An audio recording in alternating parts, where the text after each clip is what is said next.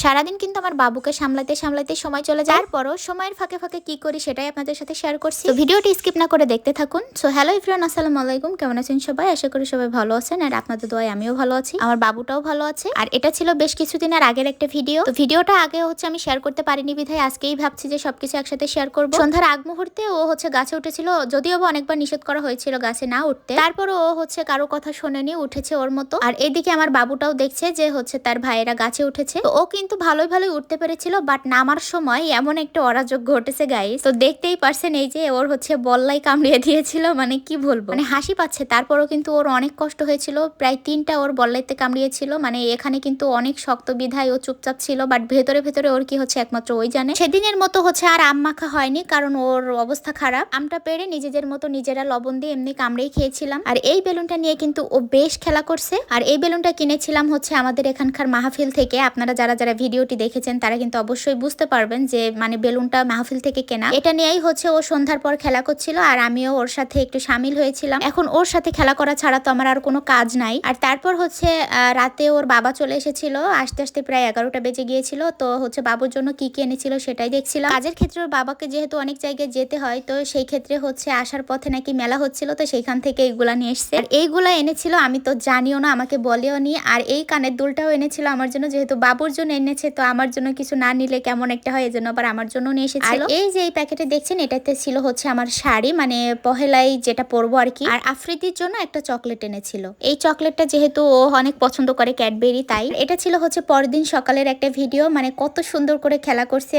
আসলে এই ব্যান্ডটা ওর খুব পছন্দ হয়েছে, আসলে ও বারবার এটা নিয়েই খেলছিল। তো সেটা দেখে আমি বুঝতে পারলাম যে ওই জিনিসটা ওর বেশ পছন্দ হয়েছে। যদিও বা ওইটা অনেক হার্ড, ও মাথায় দিলে 2 সাইডে ব্যথা পাবে, এজন্য ওকে দিয়ে দিচ্ছিলাম না, শুধুমাত্র এভাবেই খেলছিল। আর কোনো কিছু হাতের কাছে পাইলে তো ও খুব টানতে থাকে, ছেড়ার চেষ্টা করে, যা পায় সেটাই মুখে দেয়। মুখে দেওয়া ওর কোনো কিছুতেই আমি আটকাতে পারি না। তো যাই হোক, এই যে ছোট ছোট পুতুলগুলা দেখছেন, এগুলা কিন্তু বেশ কিউট, আমার কাছে খুবই ভালো লেগেছে। দেখছেন গাইস, ওর হাত থেকে যখন আমি নিয়ে নিলাম তখন কেমন একটা জিদ দেখালো, ওই যে এখনো জিদ দেখাচ্ছে, মানে কেন আমি নিতে গেলাম হাত থেকে। হাড়ি পাতিলের একটা সেট আছে, ওর বাবা 3 মাস বয়সে কিনে এনে দিয়েছিল, সেইগুলো বাসাতে রেখে এসেছি বিধায় এখন ও খেলতে পারছে না। এরপর খেলতে খেলতে ওর খাওয়ার টাইম হয়ে গিয়েছিল, তোর খাবার রেডি করছিলাম এখানে। আর খাবারটা ছিল মুরগির মাংস, দেশি মুরগি আর মিষ্টি কুমড়া। তো বয়েল প্রায় হয়ে গিয়েছে, এবার এটাকে আমি ব্লেন্ড করে নিব সুন্দর করে ব্লেন্ডারে। যেহেতু ওর মুখের মধ্যে যদি একটুও দানা পড়ে তাহলে ও সেগুলো অক করে ফেলে দেয়, মানে অক করে মনে হয় যে বমি করে দিবে এরকম। এজন্য মানে এমন ভাবে আমি ব্লেন্ড করি বা এরকম চামিচের সাহায্যে ফিশে যেন মুখের মধ্যে পড়লে কোনো রকম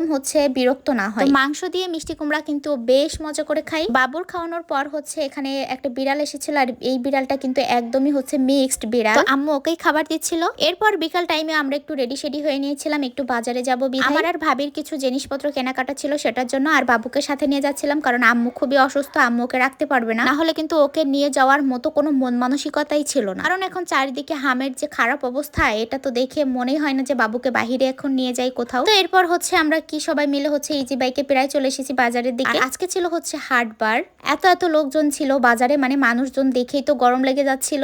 আমাদের আসার কথা ছিল 4টার দিকে, বাট আমরা একদমই এসেছিলাম আসর আজানের পর। তো এসেই প্রথমে আমরা জুতার দোকানে গিয়েছিলাম। এখানে ভাবি বাসায় ইউজ করার জন্য একটা জুতা কিনবে, আমিও কিন্তু এখান থেকেই নিয়েছিলাম। সেখান থেকে নেওয়ার পর একটা কসমেটিক দোকানে গিয়েছিলাম, আর এখানে এই জিনিসগুলো নিয়েছিলাম, আরো অনেক অনেক জিনিস নিয়েছিলাম। সেগুলো আমি ভিডিও করতে পারিনি, কারণ সব সময় সব জায়গাতে কিন্তু ভিডিও করা পসিবল হয় না। তারপর আমার বাবুর চুলের জন্য গার্ডার কিনেছিলাম, অনেক ছোট ছোট, মানে কি বলবো, আমাদের জন্য কিনেছি, তো বাবুর জন্য কিনবো না সেটা তো হয়ই না। বাবুর জন্য কিন্তু এর আগেও অনেকগুলা গার্ডার কিনেছিলাম। তারপর বাবুর জন্য একটা ড্রেস নেবো বিধায় আরেকটা দোকানে গিয়েছিলাম, বাট মনের মতো নিতে পারিনি। তারপরও নিয়েছি। নেওয়ার পর আমার জন্য আরেকটা গস কাপড়ে গিয়েছিলাম, ভাবির জন্য কিনেছিলাম আরেকটা নেকাব হিজাব। সেইগুলোর ভিডিও একদমই করতে পারিনি, কারণ বাসায় আসতে আসতে অনেক রাত হয়ে গিয়েছিল, আর অনেক রাত পর্যন্ত বাবুকে নিয়ে বাহিরে থাকলে তো ভাইয়া বেশ বকাঝকা করবে। তারপরও মানে খুব ভয়ে ছিলাম যে ভাইয়ের দোকানের সামনে থেকে আমাদের না বকি করে। তো তারপরে যে বাসায় এসে বাবুর সাথে অনেক আফ্রিদি খেলা করছিল। আর বাসায় এসে আমি এই মেহেন্দিটা একজন আমাদেরকে দিয়ে গিয়েছিল, মানে দেওয়ার কথা ছিল, তাই আমি এখানে পায়ে দিচ্ছিলাম। পায়ে দেওয়া কতটা জায়েজ আছে এটা আপনারা অবশ্যই কমেন্টে জানাবেন। আজকের ভিডিওটা এখানেই শেষ করছি। ভিডিওটা কার কাছে কেমন লাগলো অবশ্যই জানাবেন। আল্লাহ হাফেজ।